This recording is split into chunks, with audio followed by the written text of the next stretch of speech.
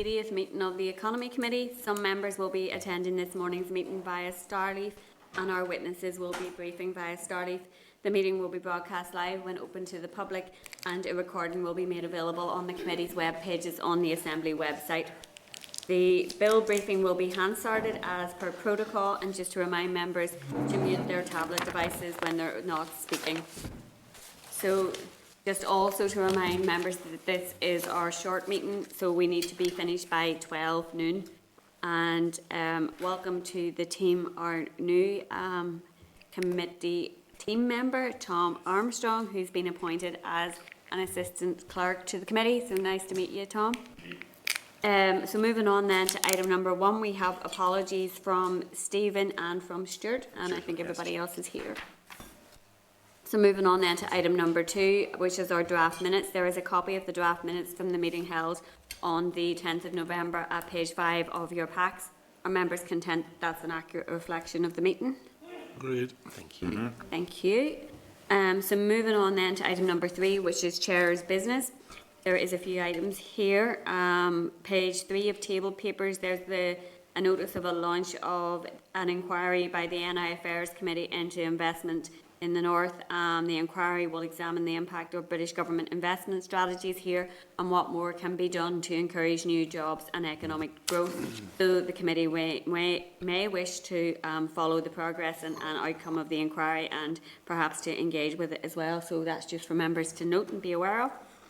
And then page 5 of table papers, there's an invitation to the launch of the 2021 Human Rights Statement in the Long Gallery on Thursday the 9th of December from 12 to 2 p.m.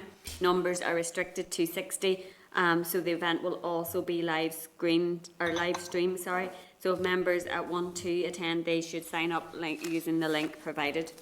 And then there's a further item at page 6 of table papers. There is a note of the informal meeting last week with Klarna, the global retail bank. The clerk forwarded further correspondence from Klarna yesterday evening.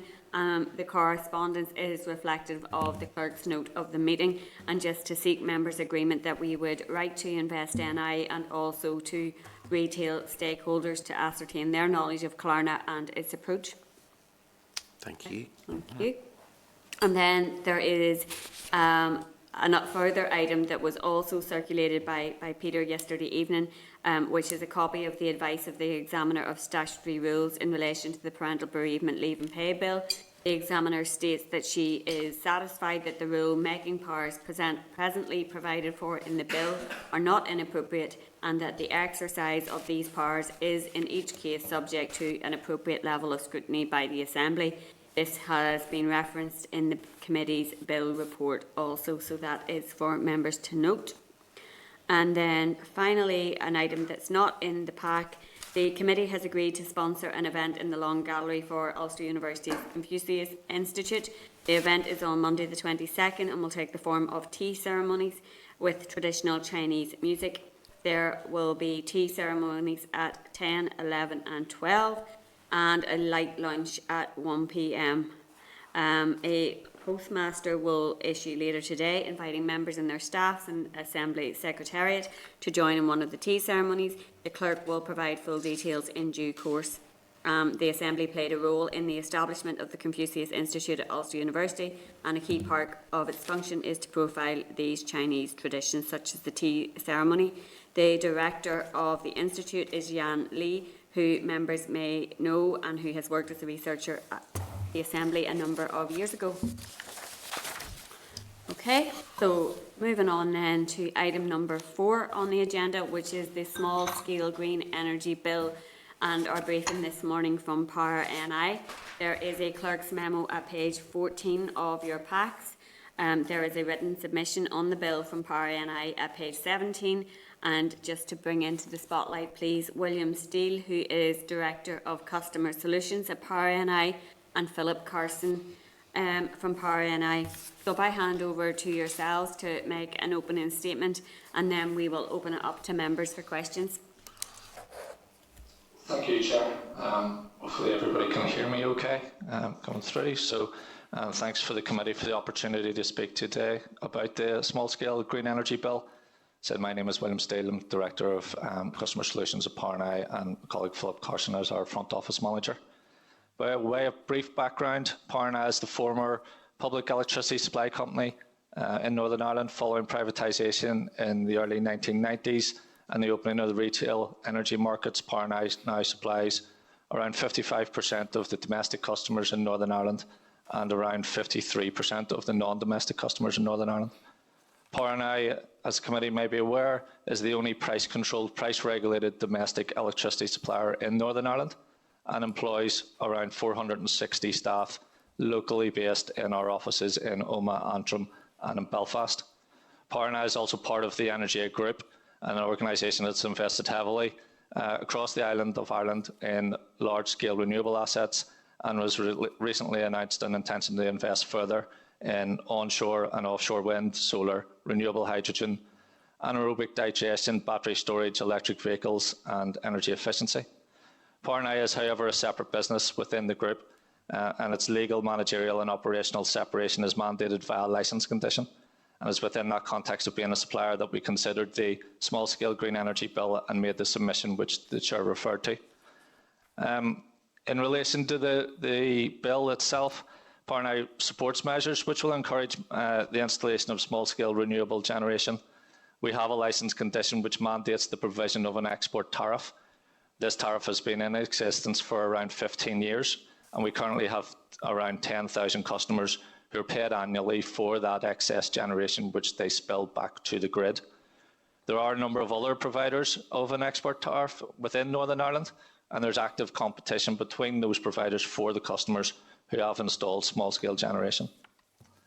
In reviewing the documentation associated with the bill, Parental would agree that the removal of the narrow and rock support scheme did result in a significant decline in the rate of new installations of solar PV, and paragraph 17 of our submission illustrates that point by referencing the number of installations per rock band over time.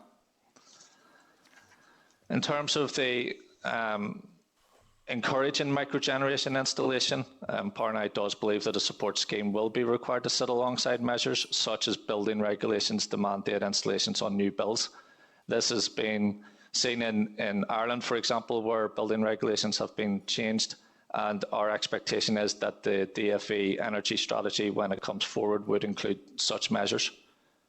In terms of mandating a small-scale generation to be contracted by suppliers, placing an obligation on suppliers does raise the question of how to source that required volume and what the penalties are for failing to meet that obligation. How the general operation of the obligation would sit alongside current narrow and other obligations, and again how it would fit with the measures that will come forward as part of the DFE energy strategy. Again, I'd just like to thank the Chair and the committee for the opportunity to speak to you today. Our brief was to have some opening comments and then take questions, and I'm happy to do that in relation to our submission on the bill. Yep, thank you very much for the overview there. And I guess just in relation to your comments around the energy strategy, hopefully we will see that fairly soon. And obviously you mentioned, the role of incentive schemes and how it's going to sit alongside other, I guess, policy objectives within the overall strategy. In terms of microgeneration, do you see that having a particular role to play in assisting us to reach, I guess, more hard to reach rural areas and communities that would be off, I guess, for example, the gas grid, and perhaps we find it more difficult to transition to renewable sources? Do you see microgeneration having a role to play in that, and then obviously sitting under that, but not within the actual this bill, but the potential role of incentive schemes that might sit alongside that? Absolutely, microgeneration will play a role and should play a role, and we would expect that to be the case. We've seen, we have 10,000 customers who already have solar PV on the roof. And when reviewing the energy strategy and looking towards the energy transition, microgeneration in terms of a customer's ability to generate their own power will play an important role. you mentioned in rural communities. I think it is very important in rural communities, but actually right across the board. Because as we look towards the energy strategy, the energy transition, decarbonisation, moving towards things like electric vehicles, perhaps decarbonisation of heat through electrification, then the ability to generate your own electricity and use it for those purposes, will play a key role. And as technology advances and we get the likes of in-home storage, which has been developed in other parts of Europe, and the technology does exist, there is an ability for domestic customers essentially to generate their own power, store it, and use it for their household needs, their vehicle, their heating, or whatever their needs might be. In terms of the second part of your question, Chair, and a support scheme, the statistics would suggest strongly that a support scheme would be needed to provide that economic incentive for the behavioural change. And it is our understanding that as the strategy comes forward, that's something that's being looked at in terms of all scales of renewables. The narrow scheme that was in place did provide support at different tiers for different types of technology. And I think any support scheme that is implemented in the future should do the same, and microgeneration should definitely be part of that. Okay, thank you for that. And then just one more question from me before I hand over to other members. In relation to the percentage target for companies, could you maybe just expand on your comments in relation to that within the paper? Certainly, yes. At this point in time, we would estimate that in terms of the target, our microgen volume at the minute is around 1% of our domestic volume. So in order to get to a target, if there's a target associated with microgen specifically, then 5% is referred to within the bill, then that is a significant jump. And therefore, it, in our view, reinforces the need for some form of support mechanism for customers in terms of the installation of microgeneration. Okay, no, that's useful. Thank you. Mike, you're first up. All right, thank you, Chair, and thank you for that, William. Let me start by declaring I installed a wind turbine in the family home many years ago. Wind and photovoltaic, are those the two main sources of microgeneration for domestic situations? They are, but it's very much weighted towards solar PV. There are a number of wind and some hydro installations, but it's heavily weighted towards solar. And what's rooftop solar? Right. Can you give any sense of what the financial incentive would be to a domestic user to go down that route? Well, before the narrow closed and the ROC scheme closed, there was a financial incentive in terms of the customer would get ROCs and paid for ROCs as well as paid for their export.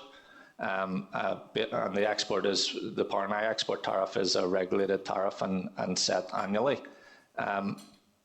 Since the ROC scheme has closed, the only incentive really is in terms of in-house consumption and then the export payment.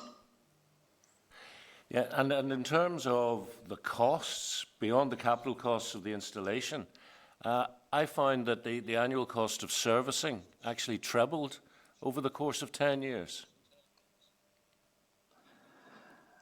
It's not an area that we're directly involved in terms of servicing, but I'm aware that solar PV, for example, there is lower cost of servicing. I would assume perhaps a small-scale wind turbine that you referenced, there would be more sort of mechanical movement in that, and therefore servicing would be a requirement.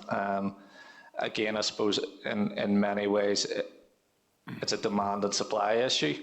If there are small numbers of small-scale wind at that domestic level, and therefore I would imagine that the number of people who can provide servicing services are quite limited.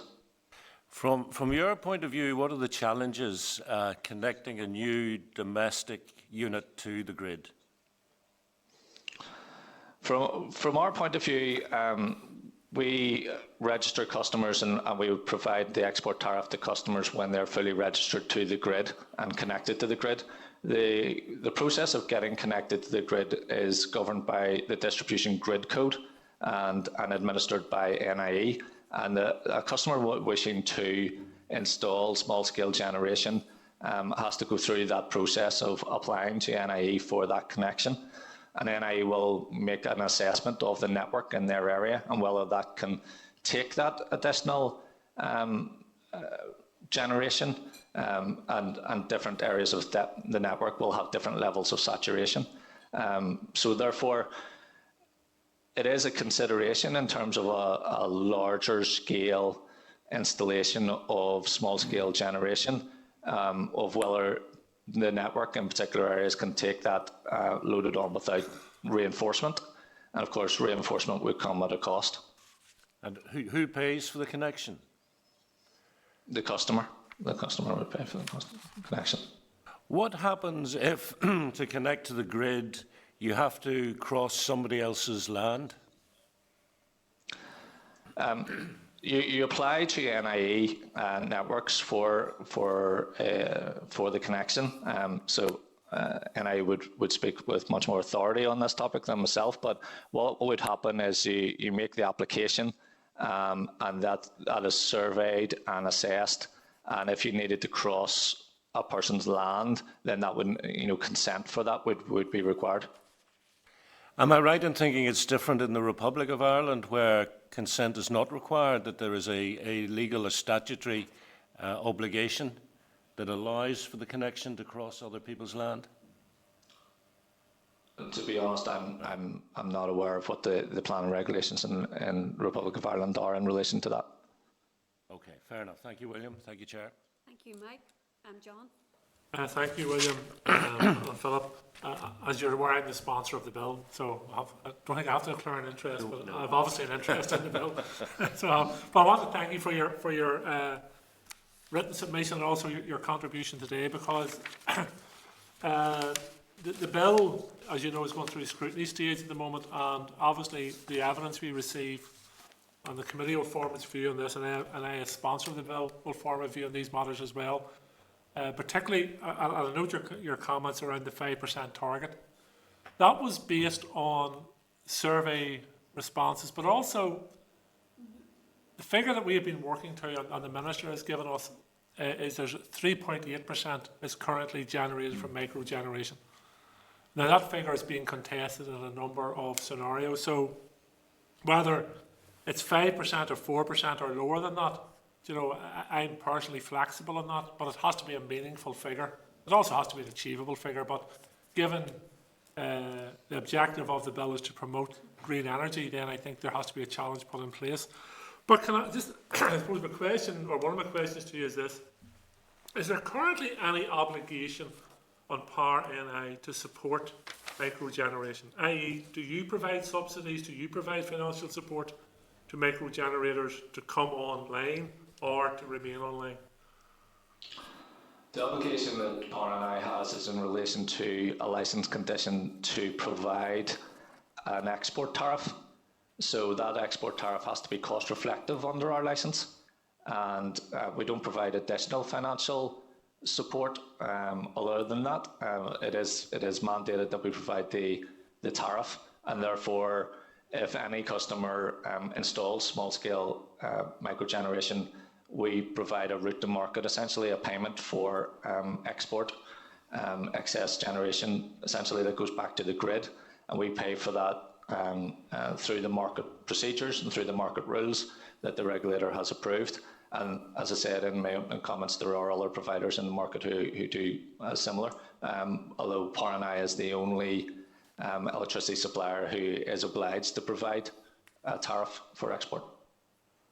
And you say that tariff has been in place for 15 years. Is that reviewed annually, or how often would that be reviewed? Annually. Annually? It is reviewed annually, yes. So Power and I, under our licence condition, will make a submission to the utility regulator every year, setting out the forecast of the cost and the outturns of the previous year, etc. And the regulator will go through a process of scrutiny before approving the tariff. And then that tariff is applied, and all customers who are registered with Power and I will be paid for their export at that tariff rate. You've currently 10,000 customers providing. Is that micro generation? Is it in terms of 50 kilowatts as defined in the bill? It is, yes. And in terms of capacity of the grid, would you have a figure saying, if it rose above 20,000 or rose above 15,000, is there a point where you will have concerns about the stability of the grid? I'm afraid that's probably a question for any networks rather than ourselves, since they make the assessment of the connection and they make the assessment of the grid and own and operate the grid. So I'm sorry, I wouldn't have a figure for that. No, that's fair enough. What's the current tariff provided to customers? Can you reveal that? Yes, the current tariff has just been approved. It runs from October to September, and the current tariff is 7.85 pence per kilowatt hour. Okay. And in your submission, you said there's active competition. Well, what does that actually mean? Are you out headhunting, or? There are a number of other providers who also will pay customers for their export, and they set tariffs for their export as well. And as a competitive market, we try to win as many of the customers that have solar PV installed on the rooftops as possible and service as many of those as possible. And we've taken steps to make that process as streamlined as possible and as easy as possible for the customers, so that our service is as high as possible to those customers. And our tariff is cost reflective, and we try to win and keep those customers. And in terms of then, so you currently have 1%. In your business plan moving forward, do you have a target to increase that? Do you want to be at 1.5 or 1.2 or 2% in the years ahead? Is there any target?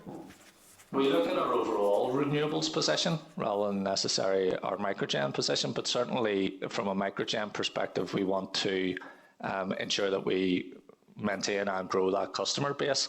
And as we look forward to the energy strategy and bills such as this and a potential incentive mechanism that reinvigorates this area of the market, we would certainly want to be in a position to service as many of those customers who do make the decision, take the opportunity to install solar PV. We would want to service as many of those customers as we can. It's been difficult to maybe put a figure around it at the minute, because without the energy strategy being published and without a clear view just on what that all would look like, it's difficult just to assess what size that market might become.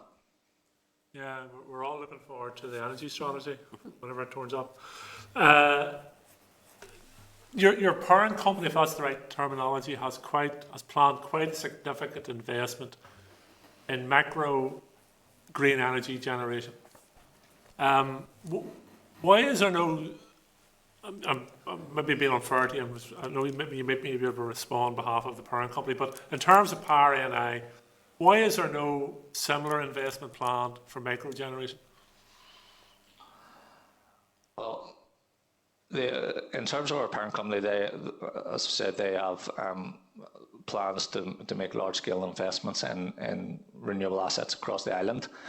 In terms of Power NI, actually, our licence prevents Power NI from owning generation. Our licence is very, as said, we are price controlled, price regulated, so our licence is very strict in terms of the areas of the market that we can become actively engaged in. So our licence mandates that we act as an electricity supplier rather than an owner or operator of generation. Yes, but it's slightly different. Let me put it a different way. Does your licence prevent you from providing financial support to micro generators? Or whether that be one-off in terms of coming into the market? And I don't think financial support would be the same as you pay for the product, but does your licence prevent you from stimulating the micro generation market? Our licence is in short, yes, it does prevent us to do it because there's no provision within the price control to stimulate that market in the way that you're describing. Right. Okay, look, I appreciate the answers on the bill. I suppose when I have you in front of us, it's only right to ask you in terms of the increasing energy costs and electricity costs. What's your view of the next 6 to 12 months? Do you expect further electricity cost rises coming at consumers?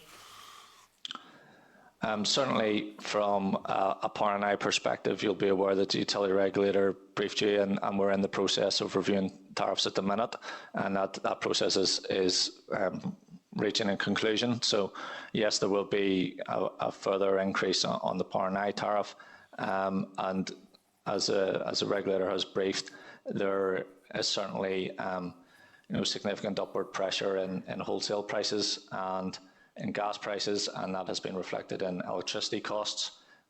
So there will be an increase in the Parental tariff, which has been well briefed by the utility regulator and the Consumer Council already in many ways. And those prices that we've seen in the market, it looks very much like those very high prices will continue to be seen for at least the next 6 months. And with a likelihood that high prices in terms of the relative position to previous years could extend for the 6 months after that as well. And in terms of given the correlation between the increased price rises and global factors, largely out of the control of yourselves and other providers, has that meant, or will it mean that Parental will be moving at an accelerated pace towards more renewable energy? Well, certainly, within our licence and in terms of the service that we provide, as customers install renewable generation, and we're certainly keen to provide a service to them. And then as the strategy comes to the fore, we would expect that the amount of renewables on the grid going forward would increase as well in line with targets. Okay, thank you. Thanks, John. Keith? Thank you, Chair. Thanks, William, and I think there's a Philip out there as well. Just to follow on a couple of points from John, you referred to the price of £7.85. That'll be 7.85p. Who sets that price? That is a price controlled, price regulated tariff. So we make a submission to the utility regulator on an annual basis, and the utility regulator goes through a process of scrutiny around that tariff, and then they provide approval for it, and it's implemented thereafter. And is that the same price, William, for yourselves and other providers? Is that figures based on everybody, or is it individual priced? No, that is the Parental export tariff. Other providers can provide their own export tariff, and there's no obligation on them to go through a regulatory process in that. It's a purely commercial decision. Okay, and you referred to October to September. Is that, excuse me, is that a month or is that a year? Are you referring to from October past till September coming, or what do you mean by that, October to September? October 21 to September 22.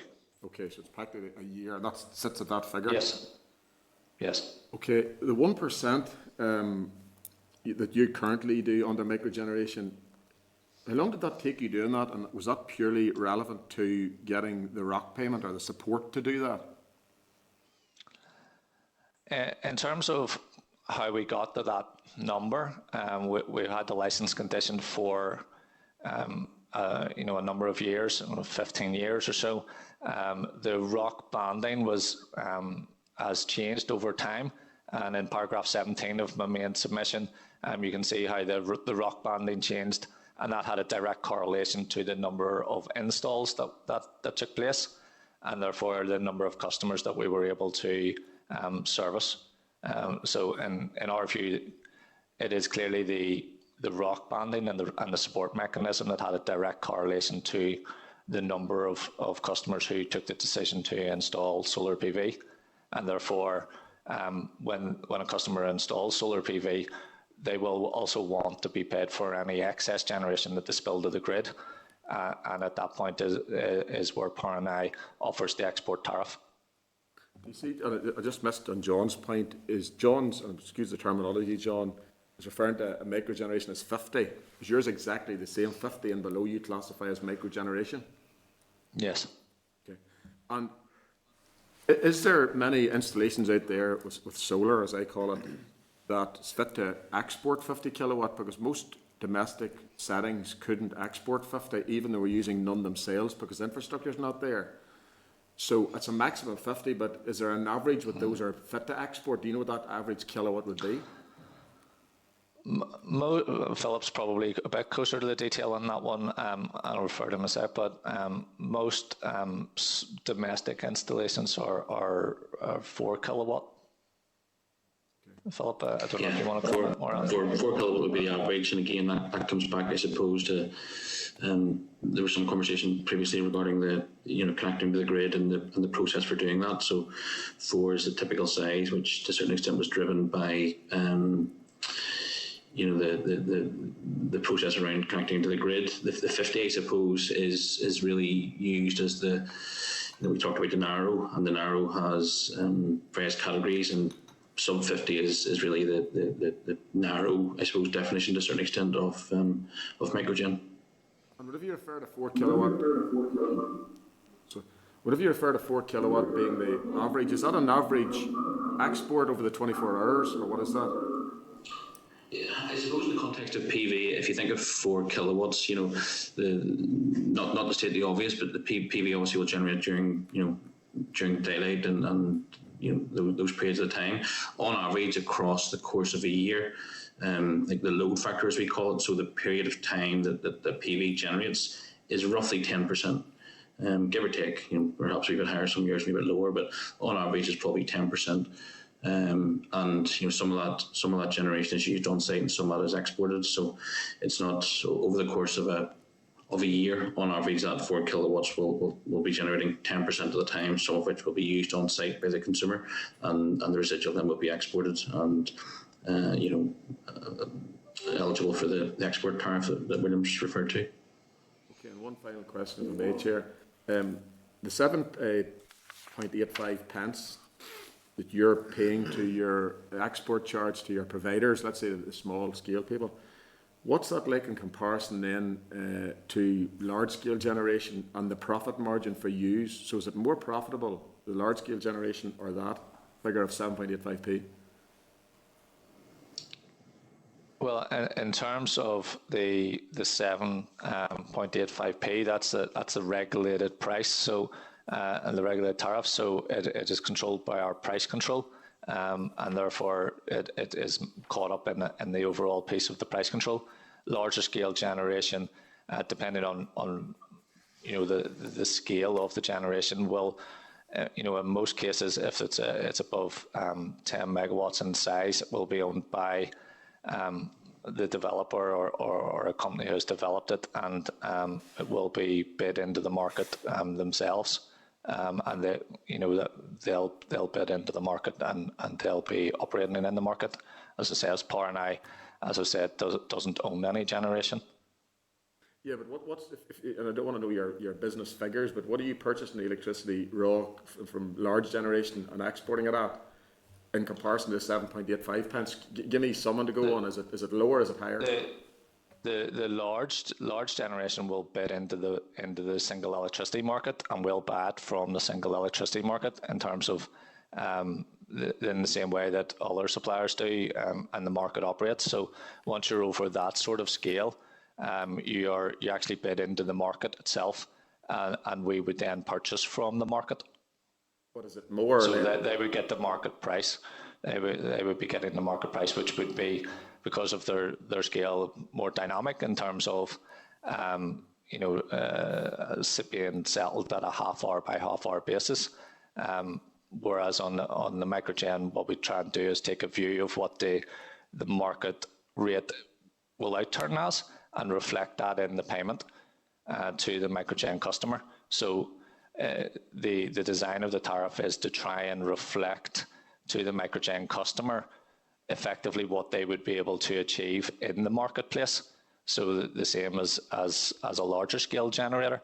So that is the fundamental of the design of the microgen tariff, is that it is cost reflective, and therefore in many ways it's Power and I buying from the microgen customer rather than having to buy the equivalent volume from the wholesale market. And the market arrangements allow for those to be netted off, so it works in that way. So it tries to mirror the wholesale market arrangements. But does the micro generator, and last question, get a raw deal at 7.85p, or are you giving more to the larger scale people? No, the microgen customer gets a cost reflective generation price, which is by design attempting to mirror what the cost of the would be achievable in the wholesale market. So it should be, equivalent. Okay. Thank you, Chair. Thanks, William and Philip. Thank you. Thank you, Keith. Can we bring Stuart into the spotlight, please? Thank you, Chair. Just two brief questions, just following on from that last question. And really drawing from that, I think what you were saying to us was that the price comparison between an individual micro generator and the large generators in price terms isn't that big a difference. It's just how the electricity is purchased is different, in that the regulator fixes the price for micro generation, but the larger generators bid into the single market. Is it possible for a group of micro generators to come together, for example, as a social enterprise or a cooperative, and group their sales to you and actually go into the single market rather than sell at that 7.85 pence rate? That is possible within the market arrangements. It uses the concept of an aggregator at the minute, and there are rules within the market that allow for aggregation to take place. So if customers were to group together and either contract with someone in a group or form a social enterprise and enter the market themselves, that is possible, yes. And certainly we would expect, looking forward through into the energy transition, that those sort of arrangements are likely to become more prevalent in terms of community arrangements, in terms of local generation, and there are routes to market that currently do exist. And is that route to market currently used or not? Do you have any micro generators grouping together to take that advantage, or is this something that might actually be a very interesting and exciting way forward, particularly in the light of this bill? Typically what we're seeing at the minute would be that microgen customers would contract with ourselves individually, yes, rather than collectively. Mm-hmm. But it is an opportunity out there, and there's nothing to stop it happening. Correct. Thank you very much. That's very helpful. Chair, I don't know whether this question was answered at the beginning or not. Could we just get an indication of, and appreciate it's not your end of the business, but what the average connection cost per microgenerator is, either a small turbine at a property or photovoltaic cells at a property? On the assumption that there's a reasonable ability to connect to the grid, what the average cost would be for that connection? Have you any idea what that price would be? Apologies, no, that would be a question that only NAE networks could answer. That's fine, and I take it, Chair, we will have an opportunity to ask them these questions. Yes, yeah, we will hopefully get them in. Thank you very much, Chair. Thanks, Stuart. Can we bring Peter into the spotlight, please? Okay, thank you, Chair, and thank you for the presentation so far. I suppose just a couple of follow-up questions. First of all, I suppose to be absolutely clear in my mind, we've obviously talked about, in terms of from the point of view of the generator selling on and the cost to yourselves, and obviously what will be received by the micro generator, for instance, as opposed to large-scale production. I suppose just absolutely to be clear in relation to from what you've explained in terms of the mechanisms by which payments are made and covered, because obviously the other concern will be or is not simply what the micro generator will receive, but then the cost of the overall network and the potential cost from the point of view of electricity that will be passed on ultimately to the consumer. And if we're looking at where the balance should be between micro generation and large scale production, from the mechanism that you've outlined, would it be a reasonable summary to say that the overall cost of the system, it's a relatively moot point, that in terms of the exact balance, that it wouldn't really have that much of any level of impact on the cost, which is ultimately then passed on to the consumer as a whole, or am I interpreting what you've said wrongly? There's probably a couple of elements to the question in terms of the cost of connection and that sort of network reinforcement cost will again, apologies, is probably better answered by NIE Networks in terms of just system reinforcement and the scale of system reinforcement that would be required. But obviously there's an economy of scale around larger scale installations as opposed to a lot of smaller scale installations. But again, they would probably be better answered that. In terms of, I suppose to some extent, if we slightly disaggregate the issue, because I'll come on just to the broadly the installation and the support mechanism in a moment, but just in terms of if we like sort of the purchase of the electricity side of it and what then impact, because obviously we will have a high level of concern over what the overall level of energy costs are and what ultimately for many people would be the critical element of what lands as their bill, if you like, coming through the door in relation to that. So I suppose it's to try to establish what impact, if there's variations, for instance, on the extent to which we use, leaving aside the setup costs initially in relation to what level of impact, whether that will be significant or not, in terms of say greater use of micro generation, the small micro generation, what level of impact will that be, if any, on the consumer? Well, if you disaggregate it in the way that you refer to and leave aside the connection costs and leave aside any subsidy or incentive and focus on just the energy element of it, as I've described, the Power and I microgen export tariff is designed to be, when I say cost reflective of the cost that the customer could achieve in the wholesale market. So therefore, that process essentially reflects also what a larger scale could achieve in the wholesale market. And therefore, if that wholesale market price is being reflected back to the consumer who doesn't have microgen, it should be largely similar. Okay. Then I suppose the second question I want to ask, obviously both Mike and Stuart have raised the issue about the costs of establishment, and you have within your paper, you talk about support mechanisms within that. Obviously, we've looked at what the individual support mechanism for an individual applicant would be, what the connection costs would be, and I appreciate some of this will lie a little bit outside the particular area of expertise. But in terms of the overall position of what is needed in terms of support mechanisms, leaving aside the individual, what do you see sort of, or do you have any level of ballpark figures, what you see is needed within that level of support mechanism for Northern Ireland PLC, if I can put it that way, in terms of either capital or resource? Well, in terms of Northern Ireland PLC, in that regard, the support mechanism question really depends on the levels of support and the extent of the support. The Narrow, for example, did provide support at all levels of renewable generation, so larger scale and smaller scale, and had tiers within it. and was able to be adjusted in that regard.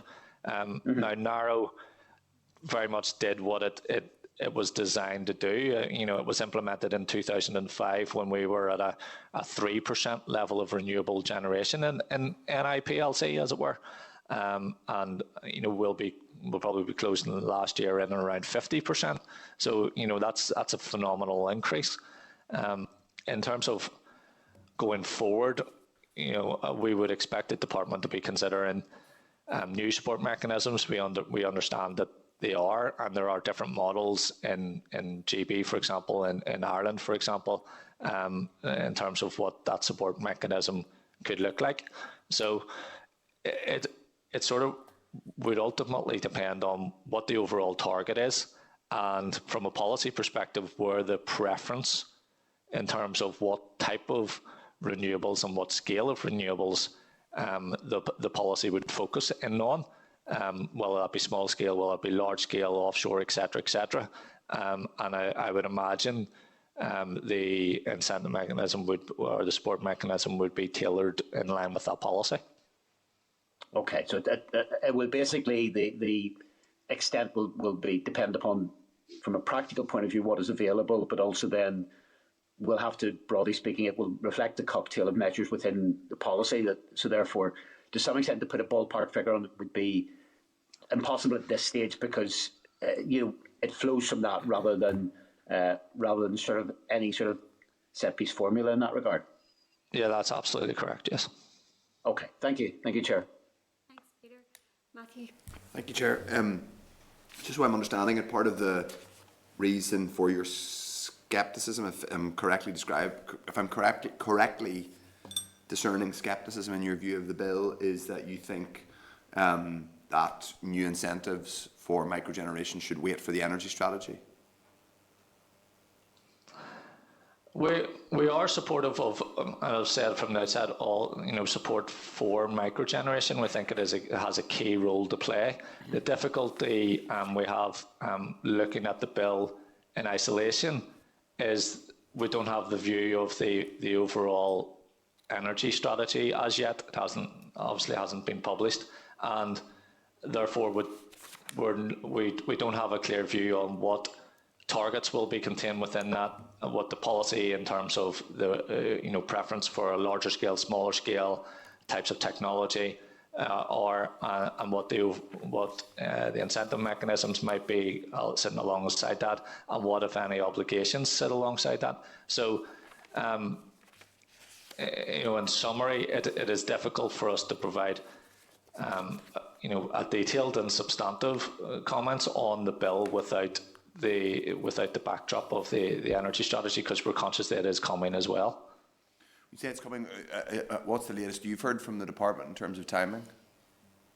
That we had understood it was published in November. So I'm sorry, I don't have any greater insight other than that.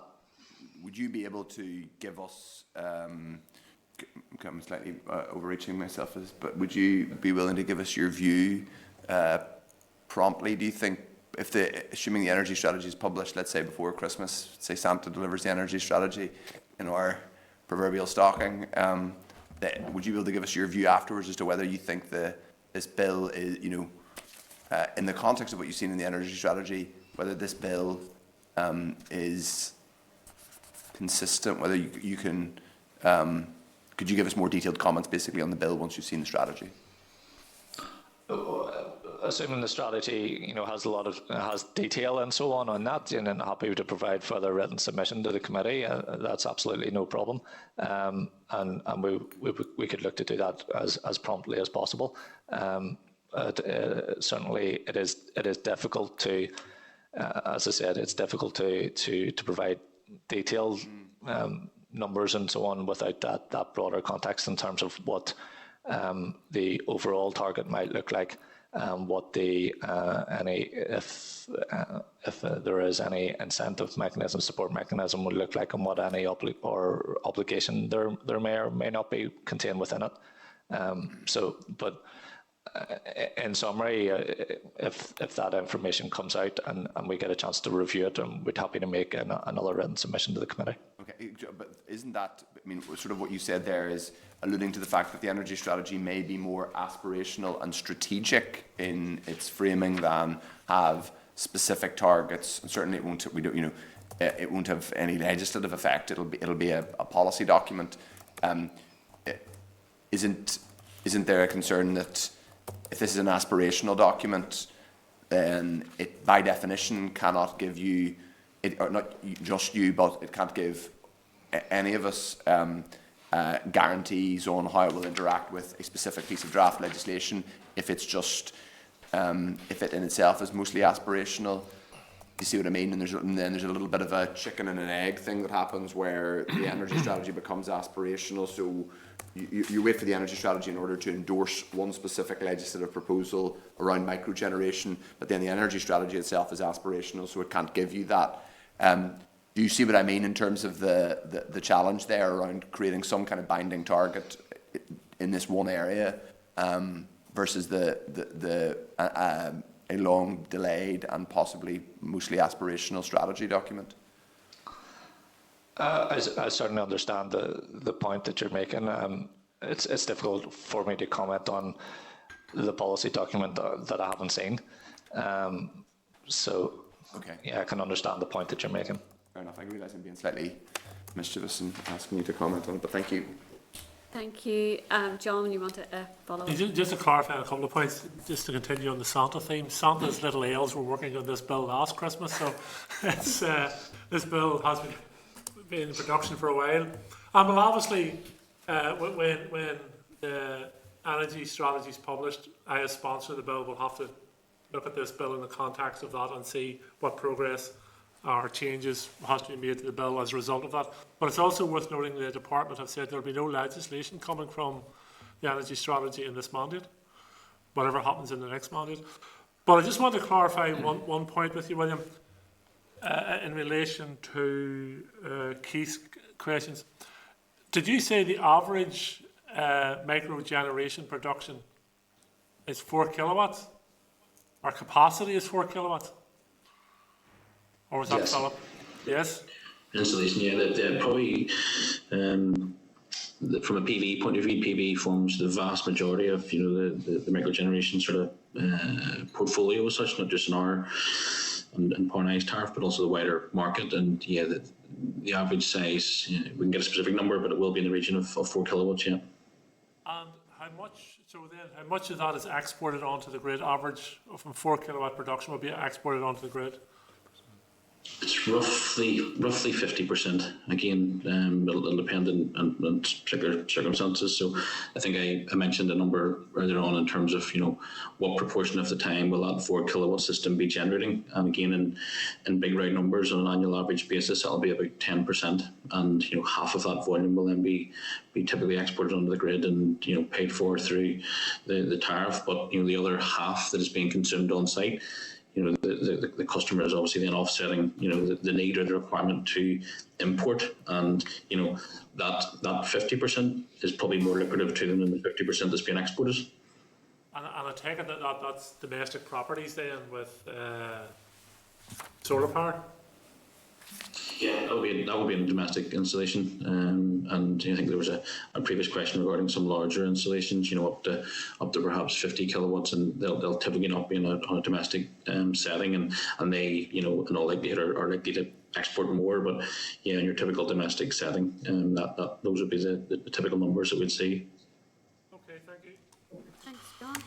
Don't have any more questions, so look, thank you very much for your time. And if, as Matthew suggested there, that you would be willing to give us a further submission in the context of the energy strategy when that's published, that would be very useful to us, and we would appreciate that. So we will keep in touch with you. Okay, thank you, Chair. Thanks to the committee. Thank you. Thank you.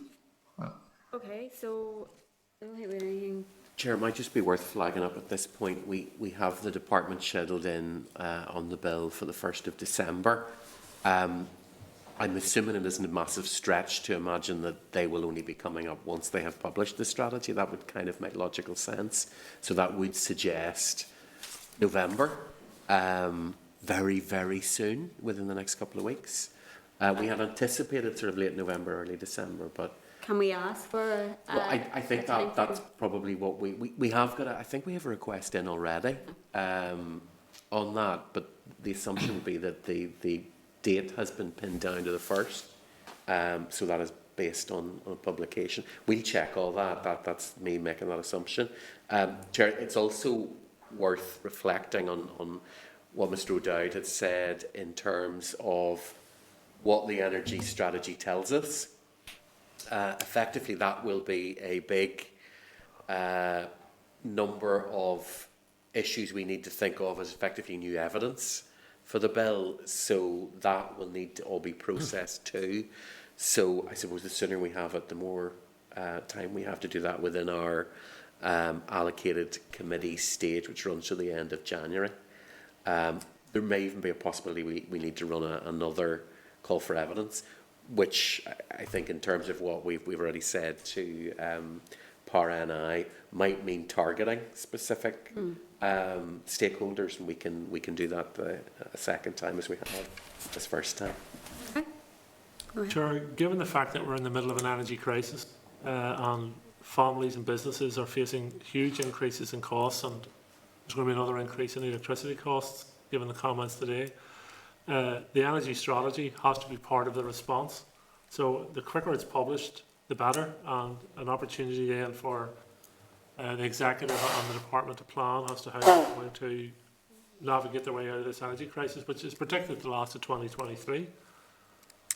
So the energy strategy is crucial.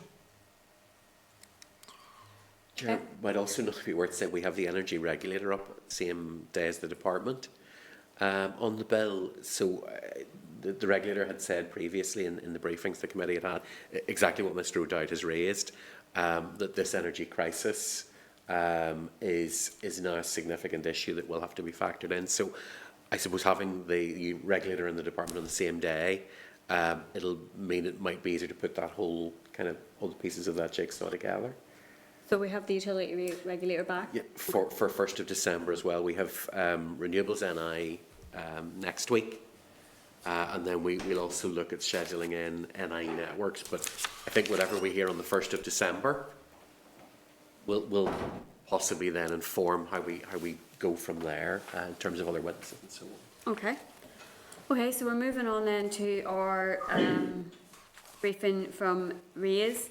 On the small-scale green energy bill, there is a Reas paper on the bill at page 22 of our packs. So if we bring into the spotlight, please, Aidan Stannett and Orla Drummond from Reas. If I hand over to yourselves, maybe just to make an opening statement, and then we can open it up to members. Yeah, thank you, Chair. Hopefully you can hear me. I'm going to share my screen because of a short presentation. Okay, so we're here today to talk to you about the small-scale green energy bill. And in particular, we'd like to talk to you about the context in which the bill is being introduced, talk about the bill's substantive provisions as introduced, raise some wider considerations that the committee may wish to think about, look at the bill's potential financial implications, and then I'll pass on to my colleague Orla, who will talk to some of the bill's potential human rights implications. So just talking about the context that the bill's been introduced in, and some of this has already been raised this morning. We know that the previous renewable target has been met. That was to ensure 40% of electricity consumed was from renewable sources by 2020. The last DFE statistical release suggests 45.4% of electricity consumed was from renewable generation of all sizes. Northern Ireland's without a government-supported renewable generation scheme. However, as we've just heard, there is the PowerNI tariff and other suppliers offering export tariffs to microgeneration. The energy strategy, as you've just been discussing, is due soon, and it will set a new tariff for renewable electricity. The consultation has suggested that this will be 70% by 2030.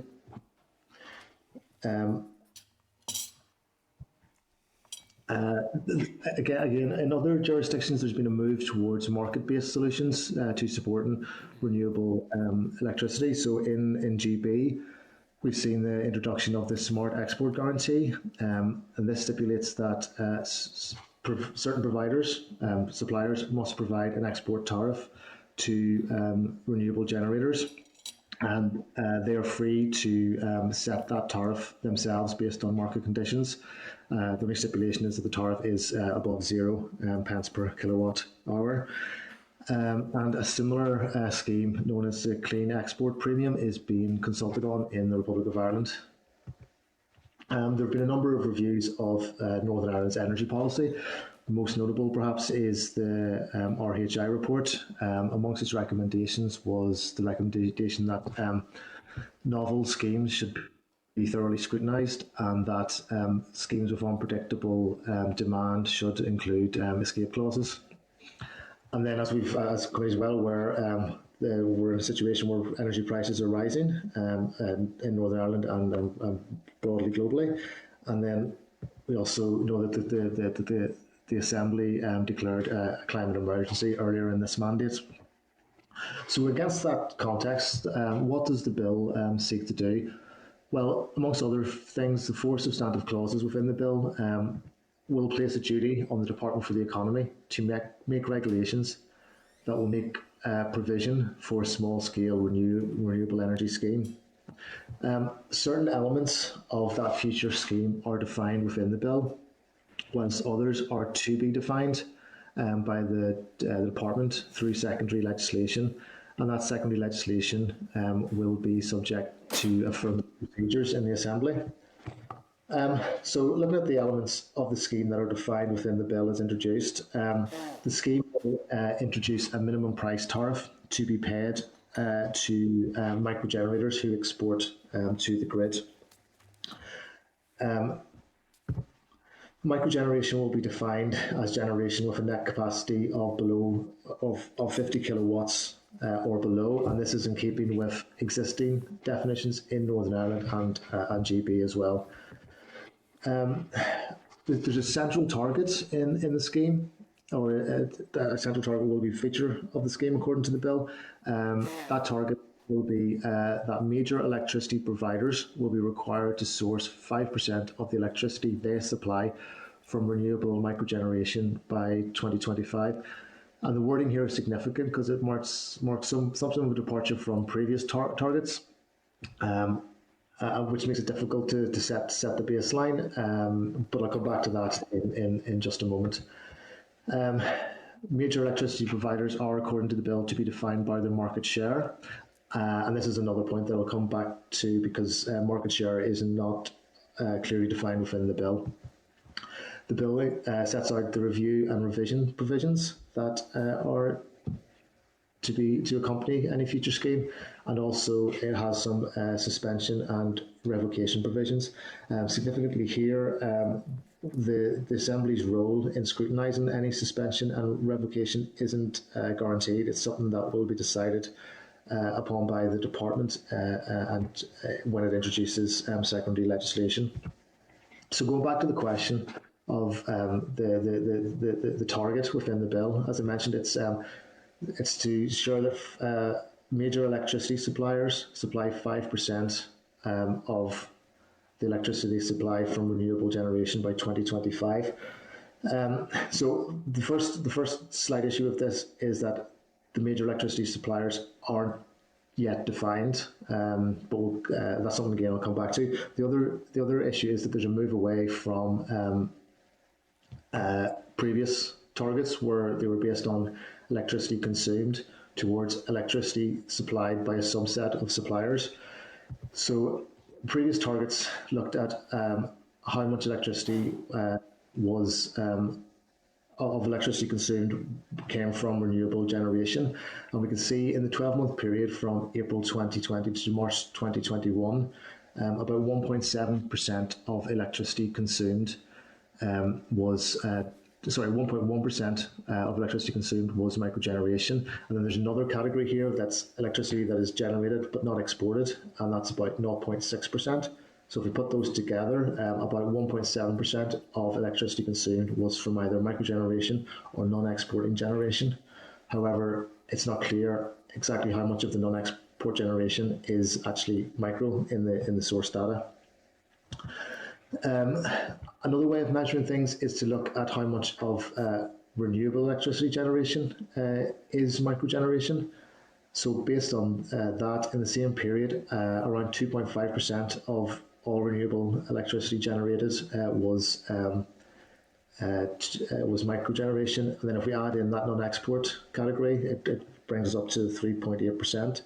So I think the point I'm trying to make with these slides is to say that the baseline against the target isn't clear on the available data. So maybe there's some work needs to be done on the data that is provided.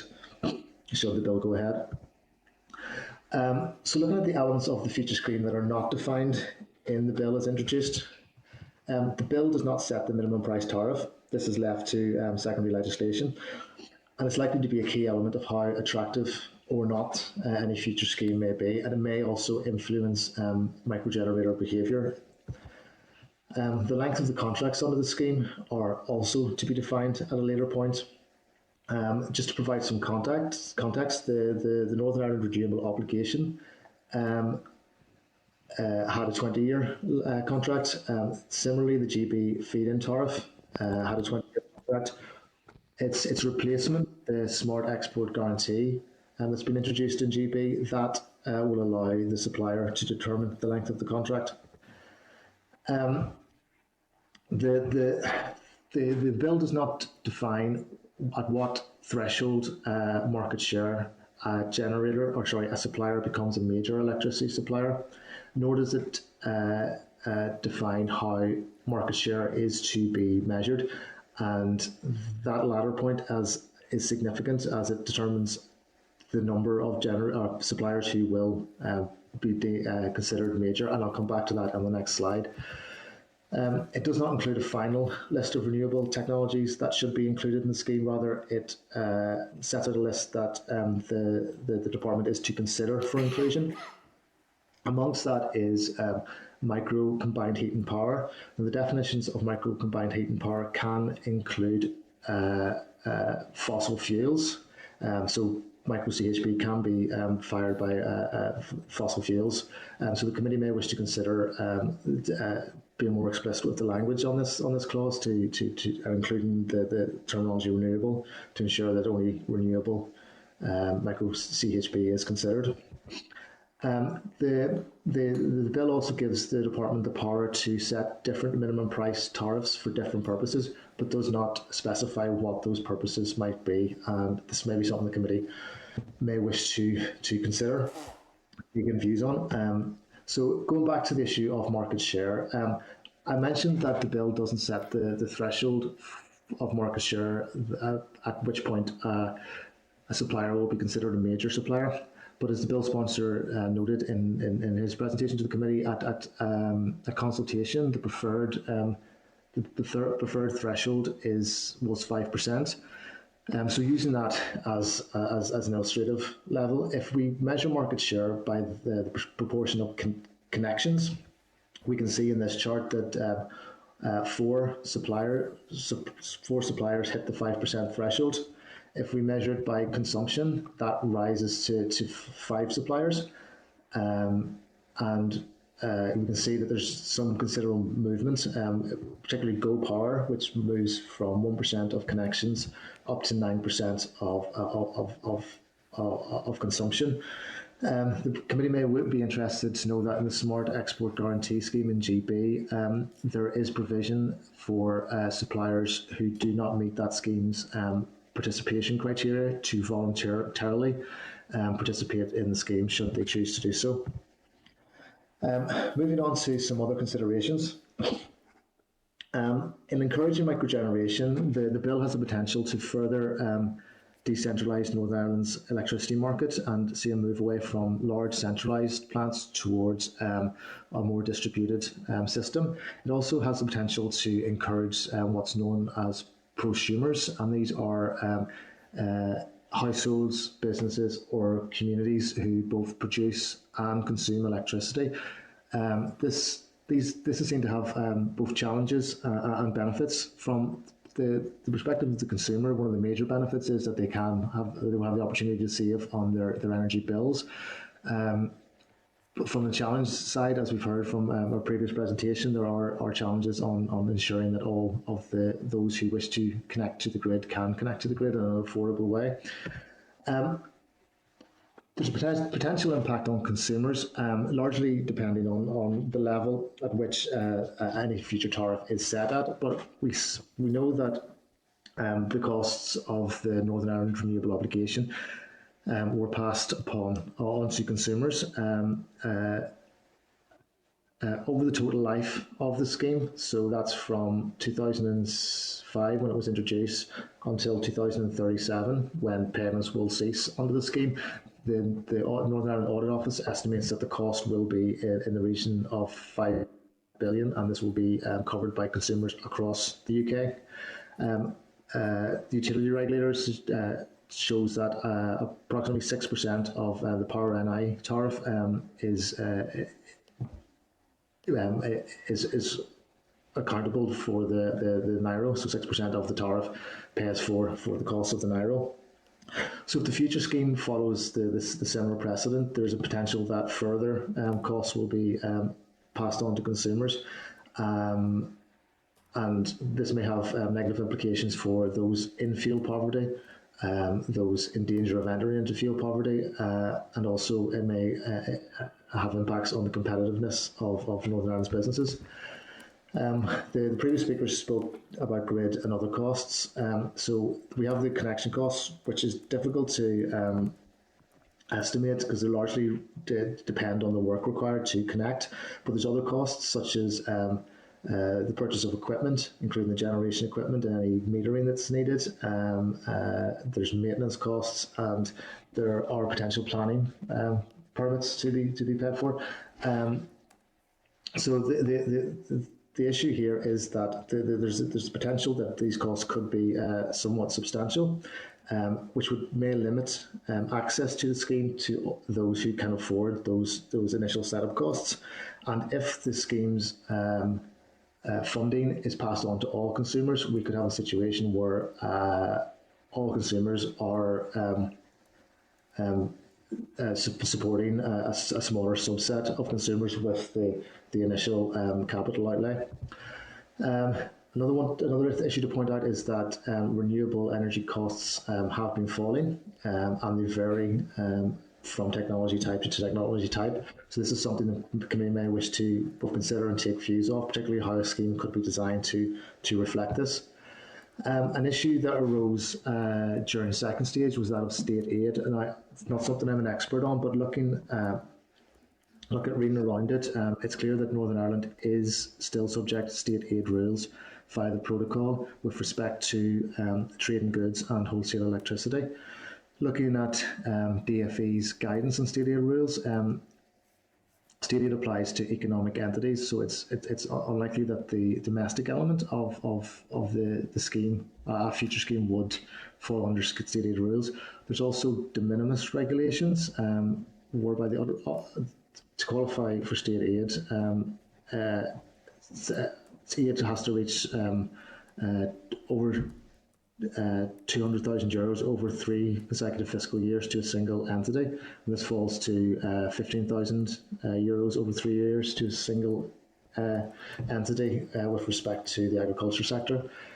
And then also at second stage, the issue of the EU Internal Market Directive 2019 was raised.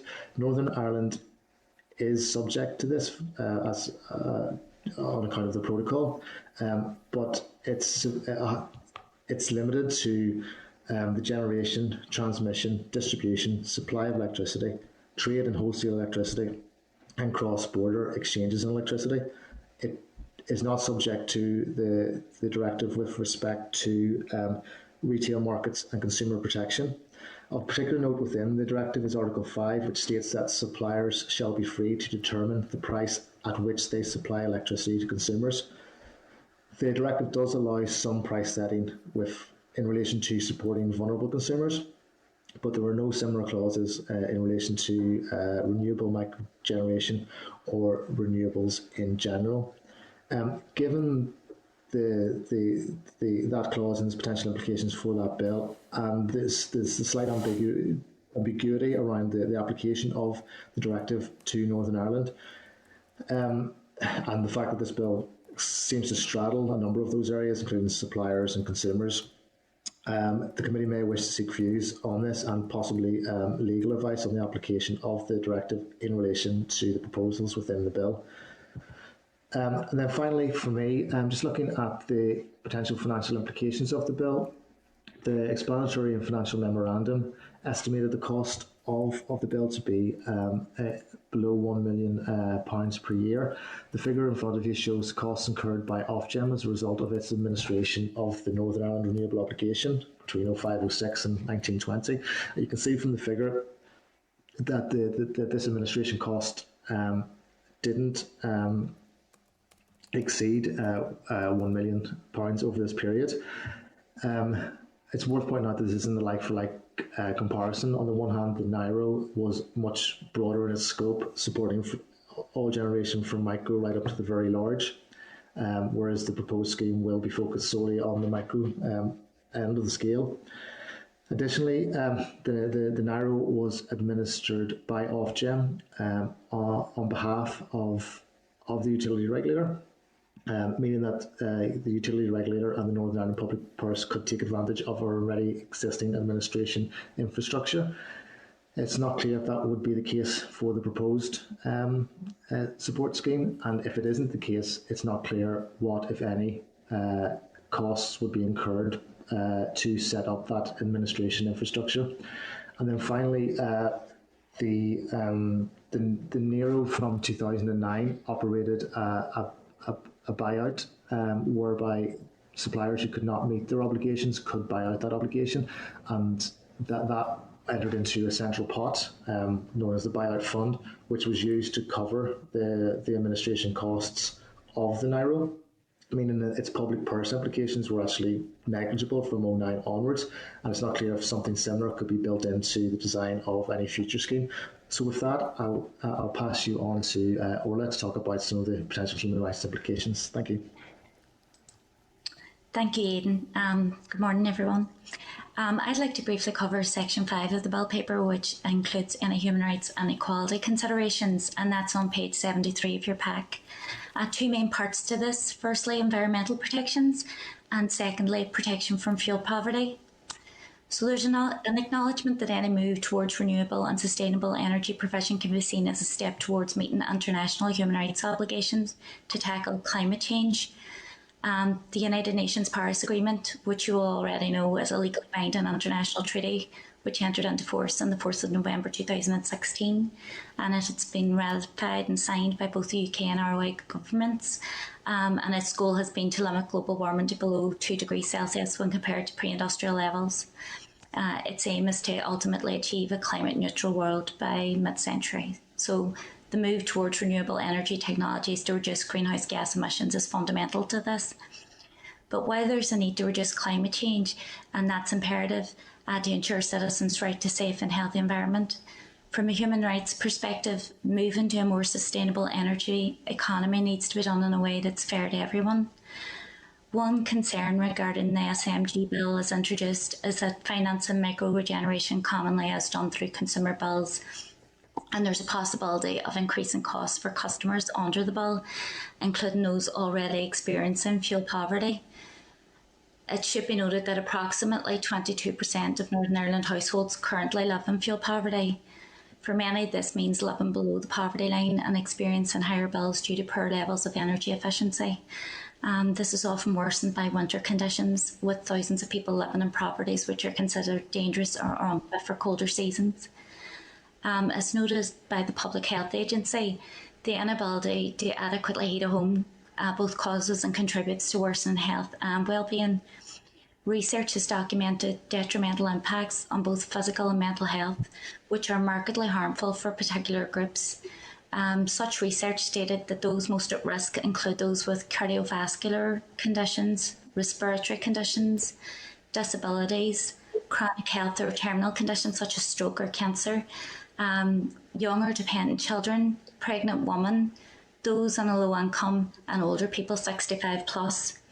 There's also increasing evidence to show that children living in cold homes are more than twice as likely to suffer from a variety of respiratory problems than children living in warm homes.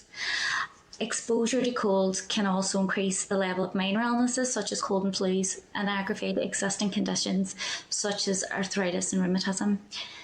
Poverty, and in this case fuel poverty, can affect the enjoyment of several human rights protections, including the right to life, freedom from inhuman and degrading treatment, the right to adequate housing, food and health. And these protections are found in international, regional and domestic legal instruments such as the European Convention on Human Rights. The right to an adequate standard of living is a human right guaranteed by Article 11 of the International Covenant on Economic, Social and Cultural Rights. It includes the right to adequate housing, and in order for that right to be fulfilled, housing must protect inhabitants from rain, damp and cold. As noted in the preamble of the Paris Agreement, parties should, when taking action to address climate change, respect, promote and consider their respective obligations and human rights, such as the right to health, the rights of Indigenous peoples, local communities, migrants, children, persons with disability and people in vulnerable situations. So while it's essential to reduce greenhouse gas emissions through environmental initiatives, consideration should be given to not burdening low-income families with the cost of financing developments. From a human rights perspective, the cost of climate change initiatives should not exacerbate poverty levels of the most vulnerable in our society. Therefore, the cost of such an initiative should be considered when balancing human rights obligations in the context of the SGE bill as introduced. Thank you. I'll hand you back to Aidan now. Thanks, Orla. Well, that's it from us, and just happy to open up to questions now. Great, thank you. Well, look, thanks for the research paper. Really useful scrutiny points in it. Some homework for John to respond to some of those, and some will be for the department to respond to as well. So I guess just a couple of questions from me. You see on the point that you made in relation to how to define market share and connections versus consumption. Is there any examples, and I think you referred to one of the British schemes in your remarks, Aidan, but is there any kind of best practice elsewhere that we could draw on in looking at that particular point? I believe the GB scheme, the SG Smart Export Guarantee, is based on customer numbers. I haven't looked at other schemes to establish if there is best practice, but it's something that the committee may wish to tease out from other witnesses. Or I can look into other schemes if the committee would like that. We can explore it as you've suggested with other people who will be given evidence. But if there is anything that you could perhaps look at for us as well, that might be useful in terms of informing that discussion. That is helpful. And I guess in relation to Orla's points in respect of human rights and the interaction with various human rights obligations. Obviously, this bill would be something that would sit alongside many other measures, and we had some discussion with ParaNI in advance of you joining us this morning in relation to the expected energy strategy, and obviously energy efficiency is a particular area that is going to need attention in relation to tackling fuel poverty, and so I think that we would be looking at the bill as sitting aside along a lot of that work. But the points obviously will be for us to consider and to get some views around as well. Unless there's anything you maybe want to add to in respect of that, Orla, or? No, that's fine. Thank you. I've written down words here, but I can't remember what they were referring to. Does anybody have any other questions? John, do you want to come in? Yeah, thank you, Ian and Orla, for a very comprehensive document and again, a very good analysis of that document in your presentation. The one comment I would make is that the research flows between the actual bill and what might be in a scheme. The purpose of the committee today and scrutinising this bill is to scrutinise the bill because apart from a number of stipulations of what should be in the scheme, the bill is a framework legislation which instructs the department to bring forward a scheme. That scheme would have to be scrutinised by any future committee and future assembly and then decided upon in the future. So and of course it's worthwhile for the committee and other legislators to look at what might be in a future scheme. That's a fair enough, but I haven't, beyond what's on the face of the bill, I haven't stipulated what should be in the scheme, or even indeed whether there should be a financial incentive, which would place further possible burden on consumers. I think there needs to be a significant piece of work done on how such schemes are supported going into the future. We are dealing with private companies who are in a very lucrative market, and whether they should receive such substantial public funding to bring forward green energy is a question that I think needs very, very close scrutiny. This automatic assumption, and I'm not bracketing this at yourselves in this automatic assumption that the consumer is burdened with it doesn't rest easy with me. And I'm fully cognizant of Orla's presentation and the human rights and equality obligations under this, and it's in the entire debate around climate change and a just transition. The burden shouldn't fall upon those who can least afford it. So I'm fully cognizant of that. But the question I would have is, Stephen or Aidan, you refer to the schemes that are in Britain, and it's almost, I'm not putting words in your mouth, but the market sets the pricing. What's different from what's happening here at the moment? Because we've just heard from Power A&I that through the utility regulator, they set a price for micro-generated electricity. And then they refer to a very active, just let me get the exact wording they used. There's active competition between them and the other providers. So what's the difference? On the face of it and in terms of outcome, it doesn't seem to be that much difference, except for the fact that there are certain rules that stipulate if you meet certain conditions that you have to participate in the scheme, as in you have to offer a tariff. It's a tariff that that the supplier can decide upon, but it can't be zero. So beyond the suppliers being obliged to participate if they reach a certain level of customer, I think the ultimate outcome is similar. Yeah, and I find it, I know you're quoting the policy, but I don't think anybody's going to sell their electricity for zero. So it's a strange terminology in the policy.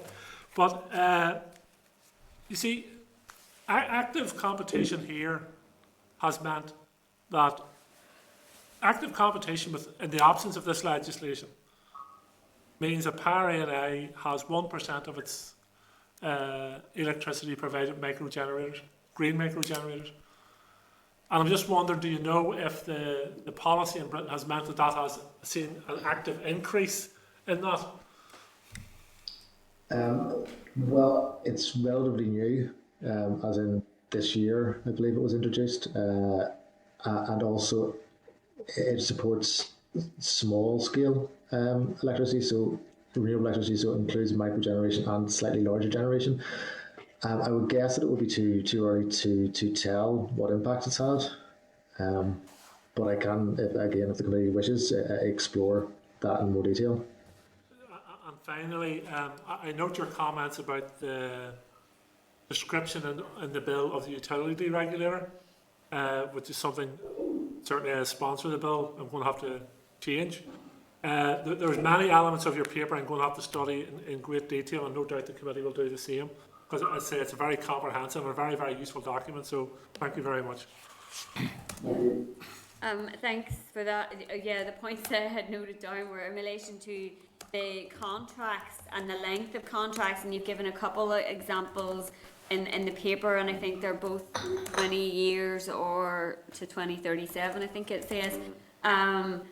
Again, is there further examples of any schemes that you've looked at in putting together the paper around, you know, shorter time frames in any of the type of schemes?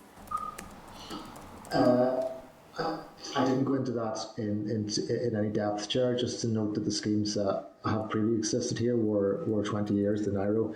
The GB's previous scheme, the feed-in tariff, was 20 years, and its replacement, the Smart Export Guarantee, which we've been talking about, it allows the supplier to determine the length of contract. So that could, I guess, be shorter or perhaps longer. But again, if the chair would like me to look at, we've already said I'd look at how market share is measured elsewhere. I could also look at more depth at lengths of contract in other schemes. That would be helpful, just to give us that information in terms of if there is further definition needed within the bill, or again, that might be for a later date when the schemes that will come afterwards are being developed. But I know, for example, that John has included in the bill, I think, is escape clause the right terminology, John? But it is included in the bill, so there may be a scope for including a time framing of how long it might last as well. Within the scope of the bill. And then the points around state aid are useful to us, because obviously that was something that was raised as a concern, and the thresholds are quite high, but obviously I assume you would look at aid in its collective sense to a particular entity, so there could be some interactions with other state support, isn't that correct? Peter's nodding at me. And also the issue would come into play where we've talked about before of cooperatives and social economy getting together. There's new issues brought in by that. So again, it's something we'll look at in a wee bit more detail. And the point in relation to the European internal electricity market. And it's a point that the utility regulator has made to us on a few occasions as well, in terms of prices being largely driven by the market, and we're one of the few places where prices are regulated anyway. So it's useful to have that information. Also, I think that's really it from me. Does anybody else have any? Go ahead, Keith. Just a wee question, or just one question. Maybe I could turn it to two with me. Aidan, just on your little graph referring to the 3.8% figures there, I guess on page 45. So am I reading that right? I think you did explain it to a degree. There's 2.5% exported, but theoretically 1.3% used on the premises. Is that what I'm reading that as? So therefore that gives you the 3.8 that we talked about. Am I reading that right? That's correct, but it's important to point out that is 3.8% of the renewable energy that we generate, rather than 3.8% of the electricity we consume.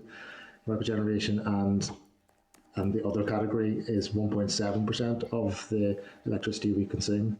So it's really just a matter of how we choose to measure it as a proportion of what bigger pot. So the sponsors bill is referring to, what was it, 5%? So if you were taking it, looking at that graph, you'd assume then we're currently sitting at 2.5%. Am I reading that right? No, I would look at the previous graph where it's 1%. 1 point what, sorry? 1.1%. Okay. So if the 2.5% is 2.5% of our renewable electricity generation. The 1.1% is 1.1% of the electricity we consume, which is closer to the electricity supplied by major electricity providers. That is a target within this bill. Okay, thanks. Thank you, yes. Just a one question turned into one. Thanks, Keith. Thank Mike, you. go ahead. Yeah, it's on that theme, and it's maybe more for you, John. In your bill, you're saying you set a target for major providers to have a specified percentage of their electricity supply sourced from micro. Does that include what is used domestically? So, you know, you generate, some of it goes into the grid, but some of it never makes the grid. So do you add the two percentages or the two lumps together? Well, in light of the information we're getting now, Mike, we were working on the basis that 3.8% was exported. I was working on that, but that's clearly not the case. So the 5% target, to me, looking at it today, looks ambitious. So as I said earlier on, certainly as sponsor of the bill, I'm going to have to go away and look at that target to see what is achievable, but also not only, well, achievable, but also meets the target or meets the principles of the bill in the sense of increasing microgeneration, green microgeneration into the grid. But the 5% target at the moment looks unachievable in the time frame set. Yeah, but if it's generated domestically and used domestically, that's part of the target. Yeah. That's what I was seeking clarification on. Thank Because you. it's electricity being used, generated Yes. from green sources, whether it's the producers using it, Yeah. and then you can send the rest on. So it doesn't have to go into the grid. Yeah. Yeah. Okay, I don't have anybody else coming in for questions, so thanks Aidan and Orla, and sorry for giving you more work. No problem. Thank you. Thank you.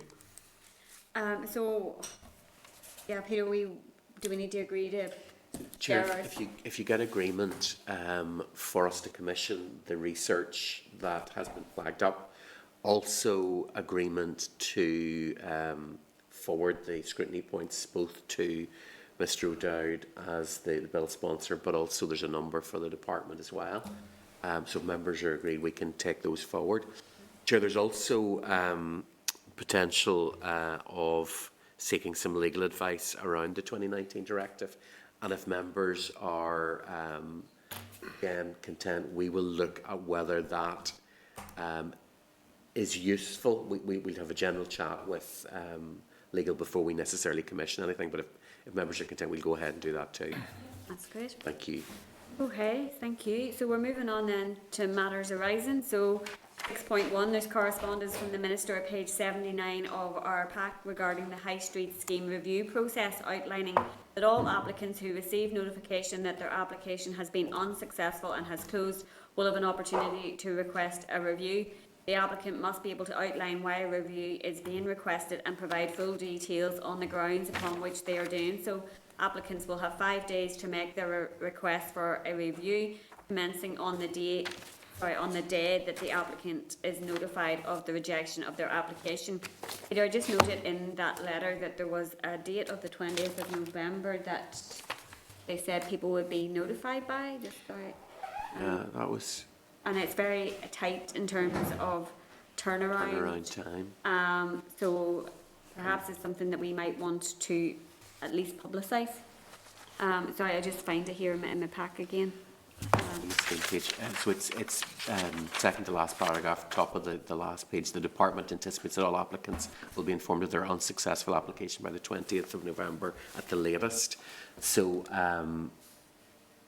we'll flag up that there needs to be a fast turnaround on anyone getting that notification. Sorry, I just need to read it again, Peter. So I've gone read you it out. Top of page 80. Applicants will have 5 days to make their request for a review, commencing on the day the applicant is notified of the rejection of their application. The department anticipates that all applicants will be informed of their unsuccessful application by the 20th of November at the latest. Okay, so people who have not been successful in their application, not who will have not been successful in their review. Sorry, I read that wrong. Yeah. So it's not quite so tight as I was anticipating. No. That's good. Still, we flag that up, Chair. We will flag that. Okay. Are members happy enough to move on? 6.2, there's a copy of a Hansard of the 8th of November, page 81, on the clause by clause on the parental bereavement leave and pay bill. So that's for members to note. Then similarly, there is a Hansard of the consideration of the committee report on the parental bereavement leave and pay bill at page 84. And again, it's for members to note. There is a response from the department at page 9 of table papers around our queries on widening the powers of the utility regulator. The department states that the current legislative and regulatory base will need to change to deliver the new energy strategy.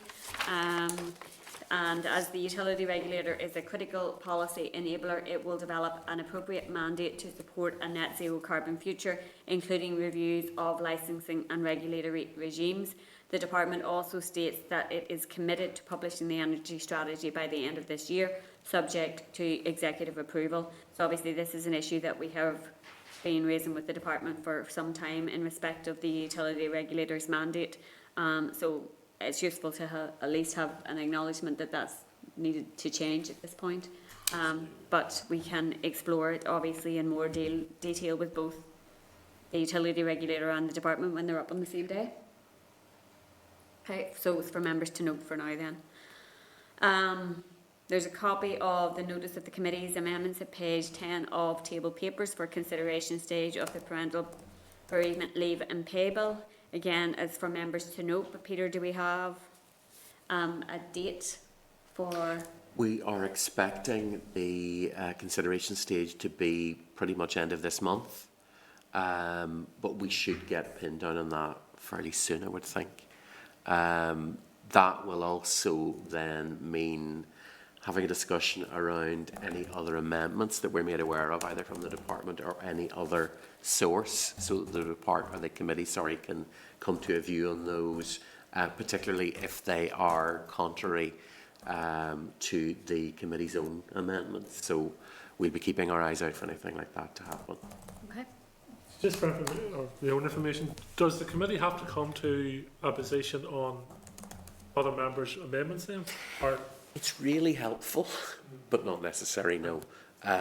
Obviously, members of that dual role of being part of the committee but also being an individual member.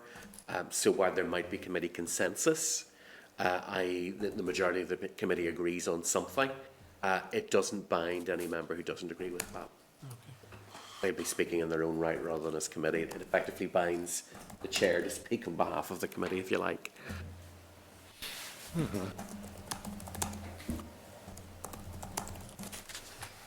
Okay, so then 6.6, there is a copy of a response from the Department for Communities at page 12 of table papers to the committee's letter regarding Ballantyne Solutions Insulate Concrete Framework. The department suggests it might be helpful for Ballantyne to meet with registered housing associations. So if members are agreed, we will forward that response on to the company. Okay. And then 6.7 at page 14 of our table paper is a copy of the Employment 0 Hours Workers and Banded Weekly Working Hours Bill that has been brought forward by Gemma Dolan and was introduced on Monday the 15th of November and obviously will be referred to the committee after second stage. But members are content that we would ask Gemma to come and brief us in advance of the second stage debate. Chair, just to flag up, we have Rachel Woods next week in advance of second stage of her bill on domestic abuse safe leave. So it just means members go into that second stage with a bit more background from the bill's proposer. Just makes that debate a bit more fulsome. Okay, then item number 7 is the small scale green energy bill. There are a number of submissions, including from NIE Networks, Ulster Farmers Union, the Utility Regulator, Action Renewables. There's a departmental response on the bill at page 105, and there is a response from Patrick Keatley from Ulster University at page 31 of table papers. So if members are content that we would seek to get oral evidence from Renewables NI and Dr Patrick Keatley on the 24th of November, and then from the utility regulator and the department on the 1st of December. Happy enough? And that we would write to the bill sponsor for a response on the issues raised within the evidence. We've already done Discussed that, yeah. And again, that we would provide a copy of the written responses to the department in advance of their oral evidence session. So members could help with all of those. Thank you. And then moving on to item number 8, there is, well, it was in your packs, it was a departmental written briefing on Tourism Recovery Action Plan, and it has been now postponed till next week. And then item number 9 is our correspondence. There's a copy of correspondence from the Executive Office Committee at page 109 to the Minister regarding the provision of further financial support for travel agents, and just that's for members to note, but obviously we will be copied into the response, and it is an issue that we have similarly raised with the department ourselves. 9.2 then, there's a copy of correspondence from the ERA Committee at page 112 to the Minister regarding the EU Commission's Fit for 55 measures to reduce carbon emissions and the introduction of a carbon border adjustment mechanism, and what impact this might have on local businesses and the economy. And again, we will be copied into the response, but I would be really interested in the response as well. So, then 9.3, there is a memo from the Public Accounts Committee at page 114 regarding its inquiry into the Audit Office's report on broadband investment in Northern Ireland. That when this inquiry reaches its final stages, it will be open to other committees to develop a programme of work based on the findings of the Audit Office and the Public Accounts Committee.